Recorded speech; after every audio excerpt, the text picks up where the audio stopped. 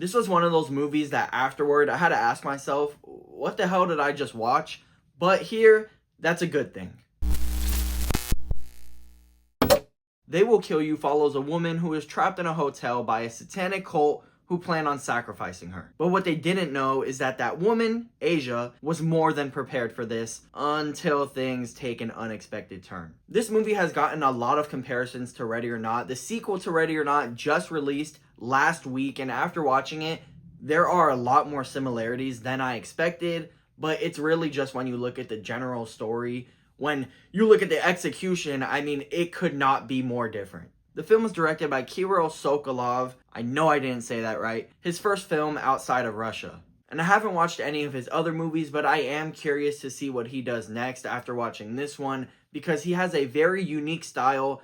It's inspired by some things for sure, and you could tell, but it's also just very frenetic and a ton of fun. He also has very interesting ways of shooting certain things, like there's some 2D elements, which I really enjoyed. It was just nice to get something new, and yeah, just a ton of fun. For the first 15 minutes of the movie, I'm not gonna lie, I was a little bit worried. It wasn't bad, but it just seemed like it was gonna take itself way too seriously, definitely more seriously than I was expecting, and I don't know, it just felt off. Luckily, that was just how the movie was designed. They want to pull you in and make you think you're just getting a standard movie, and then things really go off the rails, and yeah, there's no turning back. The movie does not take itself too seriously at all and has a ton of fun with everything that it does. Most of the comedy really landed for me, and a lot of it came from the horror elements. I don't want to give anything away, but this movie actually goes to some pretty surprising places. It gets super campy, and my audience was really eating it up. I was really enjoying it. There are things